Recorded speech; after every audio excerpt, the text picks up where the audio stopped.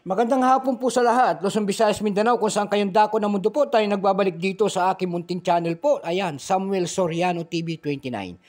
Para mag-discuss ulit ng another coins. At ito po ay ating hilig, pangungulikta ng barya. Ayan, sari-saring barya ang ating mga kinukolekta. Ayan po. At maraming salamat din po sa nanonood doon sa aking FB page. Ayan, Samuel Soriano rin po. Ayan, thank you so much din po sa lahat. Ayan. At maraming salamat din po sa aking mga subscriber po kung saan kayong dako ng mundo po. Thank you so much po sa lahat ng senior citizen. Maraming salamat din po. Keep safe po sa lahat and God bless. Yun naman hindi nakapag-subscribe dito sa aking YouTube channel. Ayan po at malaking tulong sana yan. Kung gusto nyo ang ganito mga topic po about coins, siniselling natin one by one ang kanilang mga halaga. Ayan po para malaman natin kung magkano na ang kanilang mga price. Ayan, makisusuyo sana ako sa inyo. Ayan, baka pwedeng pakipindot ang ating subscribe button, like and share para ma-update po kayo sa mga litis ko pang gagawin mga video po. Ayan. Maganda nga po sa ating mga numismatis dyan. Ayan po, lahat ng kolektor po. Ayan, kung saan kayong dako ng mundo po. Maganda nga po sa lahat. Ang pag-usapan po natin ay pera po ng BSP. Ayan, year 1999, ayan, punong-puno na po ng pakikipagdigma. Year 39 po, ayan, 25 centimos po kung tawagin ng ating mga Tagalog po. Ito po ay tansong dilaw. Ayan, nakapaloob po ito sa BSP series. Ayan, wala na pong halaga, tinatapon na sa kalsada. Ayan. Ayan, kung tawagin yan, ayan po, nangingitim na. Year 1993 po ang inyong makikita ang pagtatag ng ating selyo po ng ating Bangko Sentral and then Catwheel. Diyan po nagbabase ang ating mga kolektor kung anong dahiyan.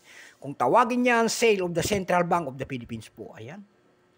Bago tayo magsimula sa ating talakayan, kilalanin mo muna natin siya syempre at puno-puno na siya ng pakikipagdigma. Issue po Philippines, period Republic 1946 up to date po. Type standard circulation coins years 1995 hanggang 2003 hinatin nila.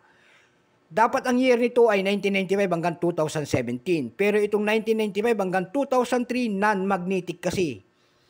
Ibang materyales ang kanilang ginamit. Ayan. So, pinutol nila kasi non-magnetic. Meron naman ito, 2003 hanggang 2017. Iba rin ang ginamit na metal. Yung po ay magnetic. Ayan. So, totally, ang kanyang years, ito po sana ay year 1995 hanggang 2017.